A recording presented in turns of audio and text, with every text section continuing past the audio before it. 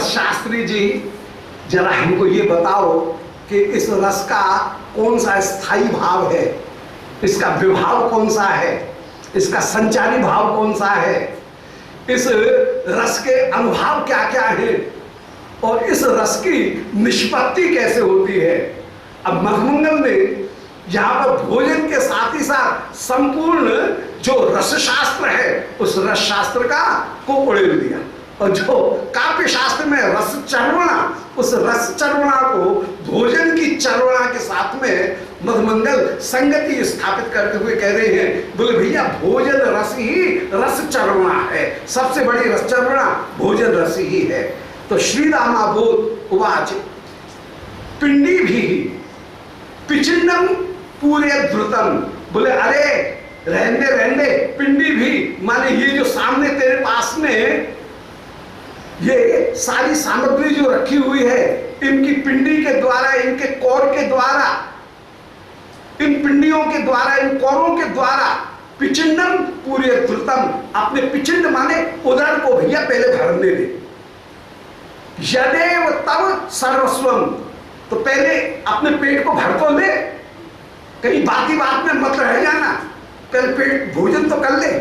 यदेव तब सर्वस्वम, भैया ये भोजन ही तेरा परम पुरुषार्थ है, तेरा सर्वस्व है। तो तदर्थ बटुताम अधा, जान गया तू जो ब्राह्मण बनकर के विराजमान हुआ है, ये पेट भरने के लिए, पेटू बनने के लिए तू ब्राह्मण बनकर के विराजमान हुआ है। तदर्थम बटुताम अधा, इसके लिए ही तूने बटुता को धारण किया है। बटु आक्षत, अरे मूर्ख गोपस्पम किम तु वेत्स्यति, बोले अरे तू रस के विषय में क्या जाने, तू तो गैया चरा ही कर, गैयाओं को इकट्ठा कर, तू रस शास्त्र के विषय में क्या जाने। रस शास्त्र को जानने वाला तो मैं रसज्ञ रसवेत्ता मैं हूं, तू इस रस को क्या जाने। तो मूर्खत्वम गोपस्वम किम तु वेत्स्यति, तू क्या जानेगा। रसास्वादम स्वधर्मार्थम गारोधुम अटवीम अटो, रसास्वाद दम, इस रसास्वाद के विषय में तू क्या जाने। स्वधर्मार्थम गारोधुम, तुम तो भैया ग्वालिया हो, गैयाओं को घेरते हुए पृथ्वी में तो तुम ये रसवस की चर्चा छोड़ो, तुम तो पृथ्वी में घूमो। पश्य एशो अहम अनुचान विप्रह, इस रस शास्त्र का, भोजन रूपी रस शास्त्र का यदि कोई अनुचान, अनुचान कहते हैं वेद का विधि विधान पूर्वक अध्ययन करने वाला, ऐसे व्यक्ति को कहते हैं अनुचान। इसका अनुचान ब्राह्मण यदि कोई है तो वो मैं हूं, अनुचान बटु यदि कोई है भोजन करने का तो वो मैं हूं, जिसने विधि विधान पूर्वक भोजन कैसे करना चाहिए इसकी विधि को पूरी तरह से सीखा है। सो पश्य एशो अहम अनुचान विप्रह, एक तो ब्राह्मण शरीर मेरा, फिर अनुचान बाल्यकाल से ही भोजन कैसे किया जाए इसकी पूरी शास्त्रीय विधि, इसका मैं पालन करने वाला होकर के विराजमान हूं। यही मन मुखे होतम, अरे तुम क्या जानो, मुझ ब्राह्मण के मुख में जो आहुति दी जाएगी तई इष्ट सर्व यज्ञेनो, वो ही वास्तव में मुख्य यज्ञ है। श्री ऋषभदेव जी ने अपने पुत्रों को उपदेश देते हुए कहा कि ब्राह्मण के मुख में आहुति देने पर जैसा मैं प्रसन्न होता हूं, न तथाग्निहोत्र, अग्निहोत्र करने पर मैं प्रसन्न नहीं होता हूं। तो ब्राह्मण के भोजन कराने की कितनी महिमा, यज्ञ करने में वो फल नहीं है जो ब्राह्मण को अन्नदान करने में, ब्राह्मण को बैठा करके भोजन कराने में जो फल की प्राप्ति, वो यज्ञ में स्वाहा स्वाहा करने से, यज्ञ में आहुति देने से वो फल की प्राप्ति नहीं है। सो विप्रो यही मन मुखे होतम, मुझ ब्राह्मण के मुख में जिन्होंने आहुति दी तई इष्ट सर्व यज्ञेनो, भगवान उन्होंने सारे यज्ञ करके भगवान की आराधना कर ली। भगवान एव केवलम, उसने मानो केवल भगवान की ही आराधना की, इसलिए ब्राह्मण के भोजन कराने की बड़ी महिमा है। और तू ये कह रहा है कि अरे पिंडी भी पिचिंडम पूरे द्रुतम, कि तू इन कौरों के द्वारा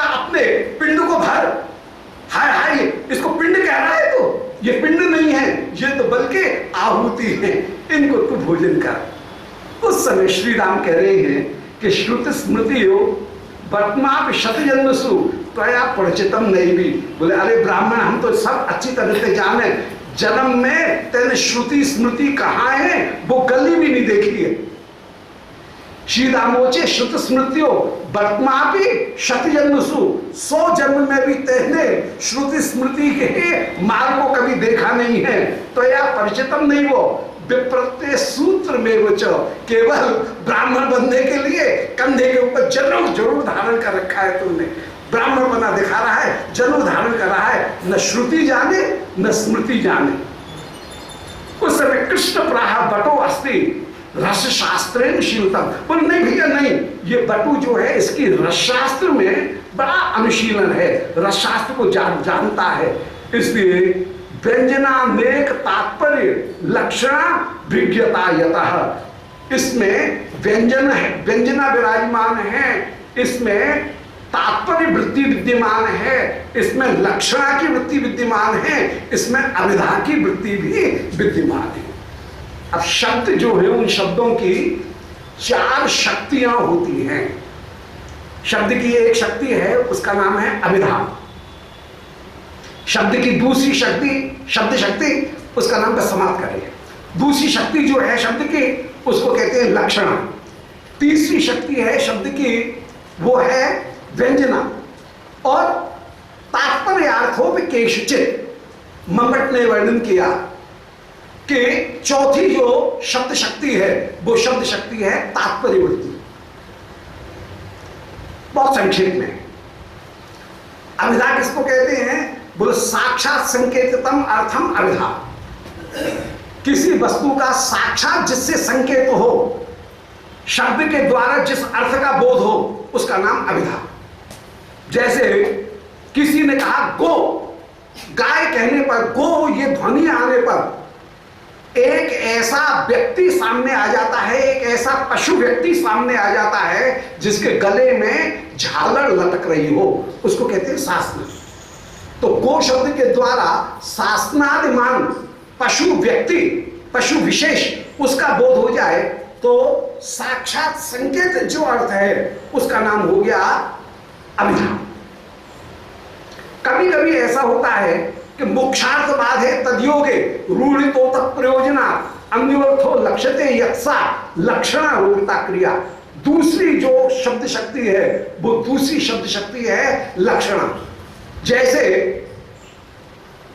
किसी ने कहा गौर बाल्ही कहा, बोले ये जो ब्रह्मचारी है बाल्ही देश का निवासी, ये बटुक तो बिल्कुल बैल है। बोलो अब आदमी बैल कैसे हो जाएगा? ये कहते हैं ये तो बिल्कुल बैल है,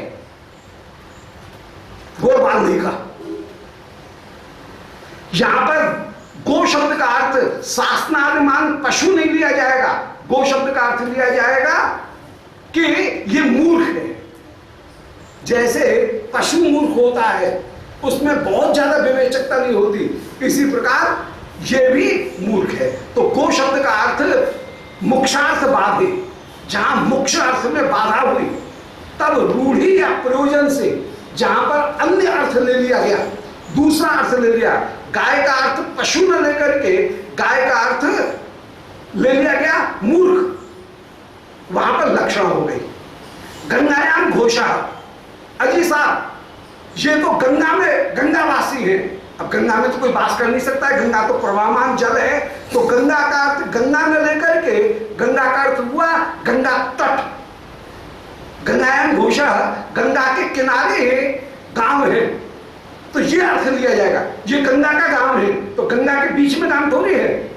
गंगा का अर्थ गंगा धारा न लेकर के गंगा का किनारा लिया जाएगा। तो मुख्य अर्थ में बाधा होने पर जहां रूढ़ी या प्रयोजन के आधार पर कोई दूसरा अर्थ लिया जाए उसका नाम हो गया लक्षण। अब एक तीसरा अर्थ, विद्यार्थी पढ़ रहे हैं और विद्यार्थियों का मन नहीं लग रहा है और गुरुजी छोड़ ही नहीं रहे हैं क्लास। उस समय कोई विद्यार्थी कह रहा है कि गुरुजी संध्या हो गई। अब बात झूठ थोड़ी है, संध्या तो हो गई, परंतु तत्वतः संध्या हो गई, ये शब्द का अर्थ बताना लक्ष्य नहीं है। उसका लक्ष्य क्या है? बोले गुरु जी अब तो हमको छोड़ो, हमको दूसरा काम करना है, यहां भी जाना है वहां भी जाना है, ये भी काम करना है। तो उसका तात्पर्य हुआ जहां तीसरा माने अब अध्यापन बंद करो, हमको संध्या वंदन करनी है इत्यादि जो अर्थ निकल रहे हैं, उसका तात्पर्य हुआ उसको हम कहेंगे व्यंजना। तो जहां न अभिधा हो न लक्षणा हो बल्कि अन्य अर्थ निकले, उसको हम कहेंगे व्यंजना। अब किसी ने कहा कि नहीं, एक अर्थ और है, और वो अर्थ है, उसका नाम है तात्पर्य अर्थ। दीर्घतर न्याय से तात्पर्य अर्थ के द्वारा वस्तु की प्राप्ति होती है। तात्पर्य अर्थ किसे कहते हैं? वो तात्पर्य अर्थ कहते हैं दीर्घतर न्याय। अर्थात जैसे कोई धनुष चलाने वाला धनुष को खींच करके मारता है जब बाण, तो बाण शत्रु के कवच को भेद करके, उसके कंचुक को भेद करके, उसके खाल को भेद करके, उसके मांस को भेद करके, रक्त नाड़ी हड्डियों को भेद करके, उनके भीतर विराजमान जो प्राण है उन प्राण का हरण कर लेता है, उसको कहते हैं दीर्घतर न्याय। तो किसी शब्द की जहां तक अर्थ जा सकता है वो सारे अर्थ प्रकट हो जाएं, उसका नाम है तात्पर्य वृत्ति। तो ये तात्पर्य वृत्ति यहां पर, तो श्री कृष्ण उस समय श्री रामा से बोले भैया ये मेरा जो सखा है ये अभिधा लक्षणा व्यंजना तात्पर्य सभी वृत्तियों को जानने वाला है, और भोजन का जो रस है उस भोजन के रस को प्रकट करने के लिए चारों प्रकार की जो वृत्ति है, अभिधा लक्षणा व्यंजना और तात्पर्य, इन चारों वृत्तियों के द्वारा ये रस का तात्पर्य बोध करने वाला है। अब मधुमंगल से पूछा जाएगा कि मधुमंगल जी अब आप ये बताओ कि ये रस की जो प्राप्ति हो रही है वो किसके द्वारा हो रही है? मधुमंगल कहेंगे तात्पर्य वृत्ति के द्वारा ही रस की प्राप्ति हो रही है। भोजन में जिसका तात्पर्य है वो तो रस को ग्रहण करेगा, अन्यथा भोजन करना केवल पेट भरना मात्र हो जाएगा। ऐसे और मैं तात्पर्य वृत्ति में परम निष्णात होकर के विराजमान हूं, इस रस की चर्वणा कर रहा हूं। रस की चर्वणा करने के लिए थोड़ी सी मेहनत करनी पड़ती है। ईख के गड़ेली के किसी अंश को लेकर के और मुंह में लेकर के चाटो तो क्या रस आएगा क्या? जब तक दांत के बीच में दबे नहीं गनेरी तब तक रस निकलेगा क्या? तो जैसे चर्वणा करने पर ही रस निकलता है, इसी प्रकार रस की भी चर्वणा करने पर, सिद्धांत को समझने पर ही उसका रस निकलता है। इसलिए रस आस्वादन करने के लिए चर्वणा की भी आवश्यकता है। बिना चर्वणा किए गनेरी को लेकर के कोई चाटे तो ठीक है, ऊपर से जरा सा मीठा आ जाएगा, कोई पेट भरेगा क्या? कोई तृप्ति होगी क्या? तो रस चर्वणा कैसे होगी उसको आगे बताएंगे। बोलो वृंदावन बिहारी लाल की जय। जय जय श्री जय जय गोपाल जय जय राधा रमण हरि गोविंद जय जय राधा रमण हरि गोविंद जय जय। बोलो वृंदावन बिहारी लाल की जय। ओम नमो भगवते पुराण पुरुषोत्तमाय। ओम जयति पराशर सूनु सत्यवती हृदय नंदनो व्यासो यस्यास्य कमलगल्तम वाग्मय ममृतम जगत पिबती। वंदे हम श्रीगुरो श्रीयुतपदकमलम श्रीगुरुन् वैष्णवांश्च श्रीरूपं साग्रजातं सहगण रघुनाथान्वितं तं सजीवं साद्वैतं सावधूतं परिजन सहितं श्री कृष्ण चैतन्य देवं श्री राधा कृष्ण पादान सहगण ललिता श्री विशाखान्वितांश्च आजानुलंबित भुजौ कनकावदातौ संकीर्तनैकपितरौ कमलायताक्षौ विश्वम्भरौ द्विजवरौ युगधर्मपालौ वन्दे जगत्प्रियकरौ करुणावतारौ श्रीराधा प्राणबंधो चरणकमलयोर्केशेषाद्दिगम्या या साध्या प्रेम सेवा ब्रज चरित परई गाढ़ लौल्यैकलभ्या सास्यात् प्राप्ता ययां तां प्रथयत मधुना मानसी मत्स्य सेवां भाव्यां रागाध्वपान्थै ब्रजमन चलितं नैतिकं तस्य नौमि। हे श्री सनातन प्रभु करुणाम्बुराशे, हे रूप दुर्गत जनैक दयावलोको, हे भक्ति उग्म सुमते रघुनाथ दासो, श्री जीव में कुरुतमंद मते दयांद्रा। बोल वृंदावन बिहारी लाल की जय। वांछाकल्पभ्यश्च कृपा सिन्धुभ्यैव च पतितानां पावनेभ्यो वैष्णवेभ्यो नमो नमः। परम मंगल श्रीमद् कृष्ण भावनामृत महाकाव्य, जिसमें प्रातःकालीन लीला के अंतर्गत अष्टकालीन लीला स्मरण में श्री श्याम सुंदर की भोजन लीला का श्री विश्वनाथ कविराज स्मरण कर रहे हैं, मानसी स्मरण कर रहे हैं। श्री यशोदा मैया ने उस समय सेवक को भेजा है और कमल नामक सेवक श्री कृष्ण को बुला करके भोजन कोठा में ले गया। वहां पर श्री कृष्ण आनंद पूर्वक भोजन करने के लिए विराजमान हुए हैं। श्री मधुमंगल उस समय अपनी विदूषकता, भोजन प्रियता, उसका दिग्दर्शन कराते हुए, उसका वर्णन करते हुए उस समय कह रहे हैं, ये कन्हैया तो चिगल चिगल के खाए और ये बलदाऊ भांग के नशा में ऐसो बाबरो रहे दादा कि या कछु खायो ना जाए, और ये सुबल नाम को सुबल है परंतु या में दम बिल्कुल ना है। ये प्रारंभ से ही, शुरू से ही ये मंदाशी, मंदाग्नि है, मंदाशी है, मंद भोजन करने वाला है श्री राम। और ये सोवल जो है ये नाम का बलवान है, सोवल परंतु है बलोज्जित, भोजन करने में इसकी जरा भी सामर्थ्य नहीं है।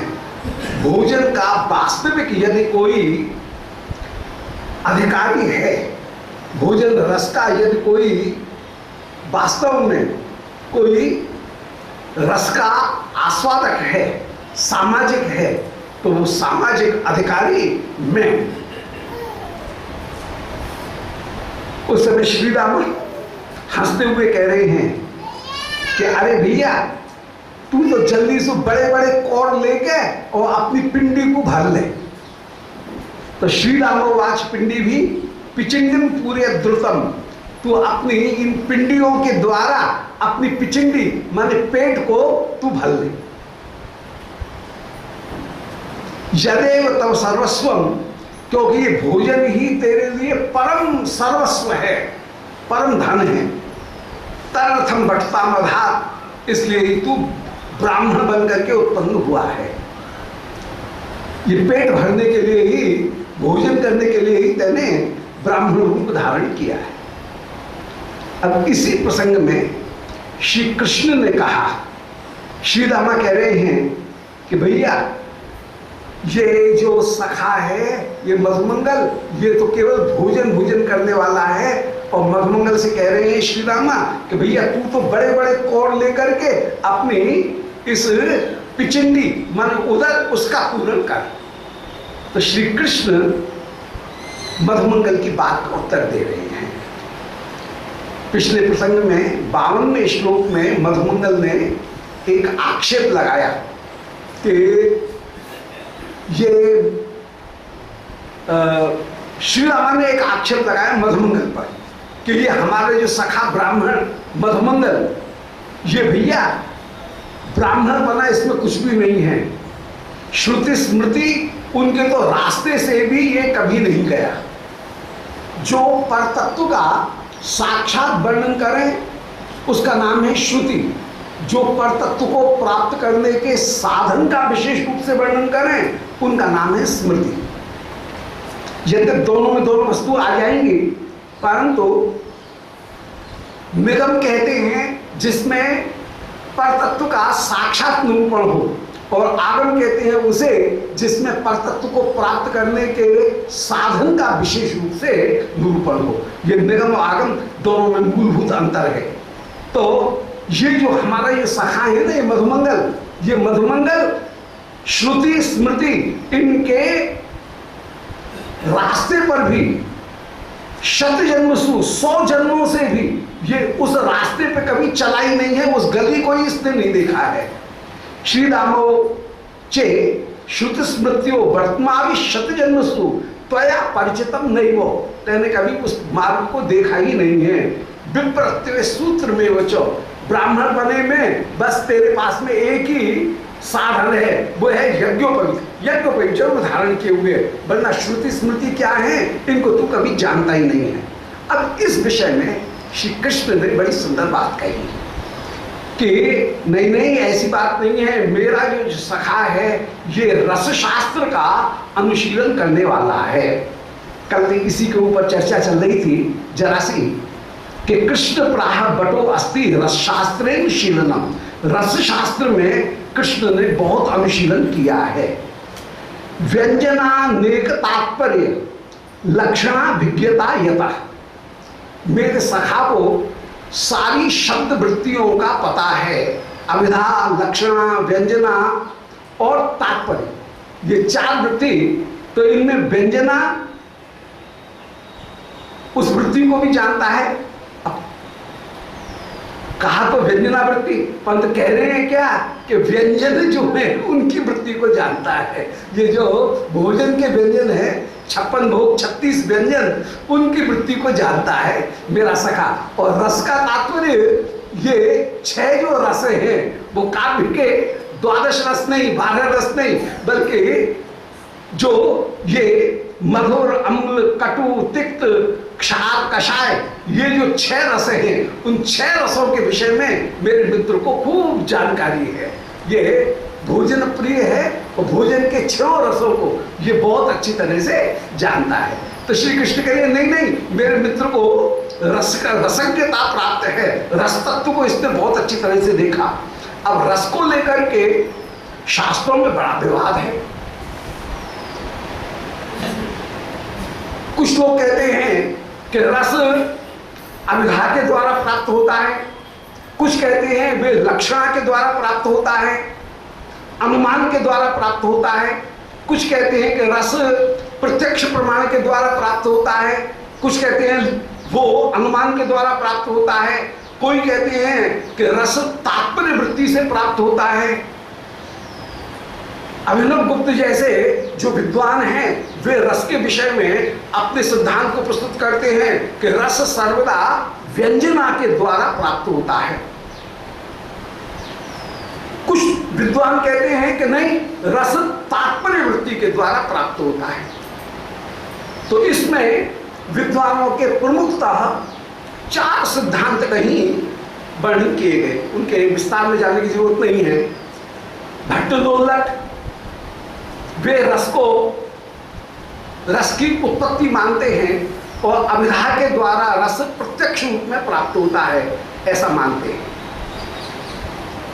भट्ट नायक वे रस का अनुमान मानते हैं और वे ये कहते हैं कि चित्र तुरंगन न्याय से अनुमिति वाद के अनुसार रस का अनुमान किया जाता है। भट्ट नायक एक तीसरे विद्वान रहे, उन्होंने रस के विषय में यह स्थापित किया कि रस कहीं भावकत्व और भोजकत्व व्यापार के द्वारा आस्वादनीय बनकर के विराजमान होता है। परंतु ध्वन्यालोक के टीकाकार अभिनव गुप्त उन्होंने ये कहा कि ना, रस न अभिधा से प्राप्त होता है, न लक्षणा से प्राप्त होता है, न वो केवल व्यंजना से ही प्राप्त होता है। रस व्यंग्य होकर के ही विराजमान है। हृदय में रस सोया हुआ है। वो रस जब किसी काव्य को पढ़ा जाता है या रंगमंच पर कोई नाटक देखा जाता है तो सोया हुआ जो रस है वह कहीं प्रकट होकर के, व्यंजित होकर के जब विभाव अनुभाव सामग्री से पुष्ट होता है तो वो आस्वादनी बनकर के विराजमान होता है। इसलिए अभिनव गुप्त का जो सिद्धांत था वो सिद्धांत था अभिव्यक्तिवाद। तो रस के विषय में 4 सिद्धांत कहीं रस में रस शास्त्रकारों ने प्रकट किए। उत्पत्तिवाद, अनुमितिवाद, भुक्तिवाद और अभिव्यक्तिवाद।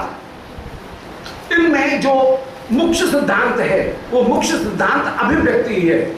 रस हम सबके भीतर है, परंतु किसी नाटक या काव्य का दर्शन करने पर वो रस कहीं अभिव्यक्त हो जाता है, प्रकट हो जाता है।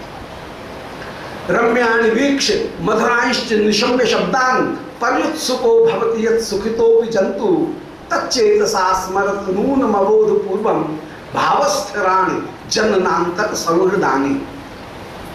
अभिज्ञान शाकुंतल में कालिदास निरूपण करते हैं कि कभी रम्य वस्तुओं का दर्शन करके, मधुर शब्दों का श्रवण करके एक सुखी व्यक्ति भी जो कभी कभी दुखी होता है, ऐसा क्यों होता है?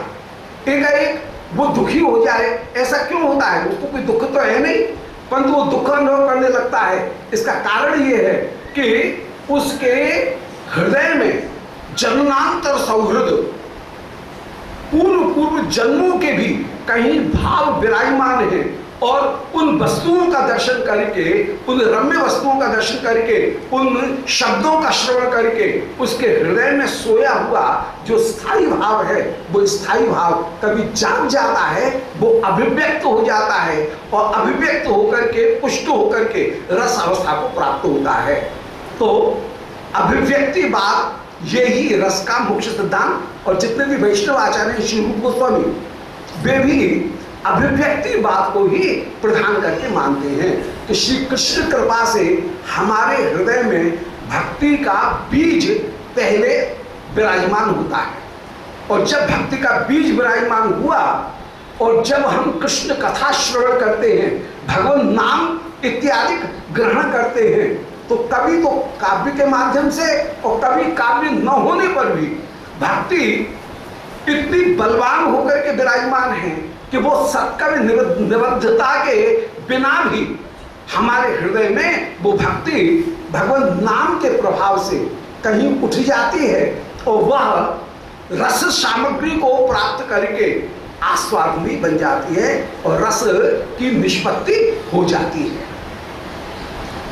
श्री कृष्ण उसी व्यंजकता को प्रकट करते हुए तात्पर्य भाव और व्यंजना भाव, इन भाव को प्रकट करते हुए श्री कृष्ण कह रहे हैं कि नहीं, कृष्ण प्राह बटो अस्ति रस शास्त्रेण शीलनम, कि मेरे 53वां श्लोक है कि मेरे मित्र को रस शास्त्र के अनुशीलन की बड़ी भारी क्षमता विद्यमान है।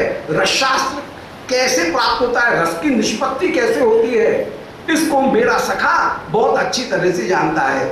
अब हंसी है ये, एक और तो कहा जा रहा है रस शास्त्र की बात, और फिर तात्पर्य क्या है? प्रत्यक्ष में कहा जा रहा है ये रस शास्त्र, बस रस शास्त्र कुछ नहीं जानता है, ये तो बस 6 रसों को जानता है कि कौन सी चीज मीठी है और कौन सी खारी है और कौन सी कड़वी है और कौन सी तीखी है और कौन सी नमकीन है और कौन सी कसैली है।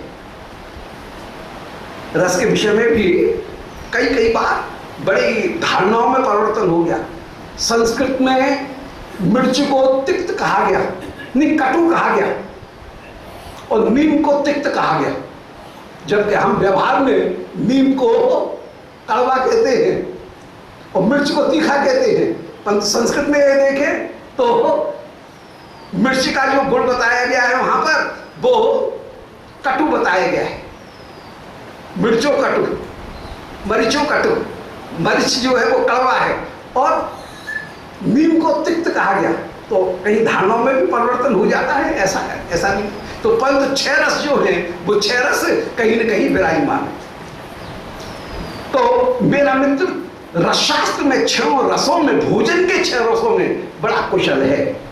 व्यंजन अनेक तात्पर्य लक्षण, ये व्यंजनों के माने नमकीन जो फरसान है, उस फरसान, गुजराती में कहते हैं फरसान, वो नमकीन जो वस्तु है, उस नमकीन वस्तुओं के विभिन्न जो भेद हैं, उनके भेद को बहुत अच्छी तरह से ये जानने वाला है। तो व्यंजन कान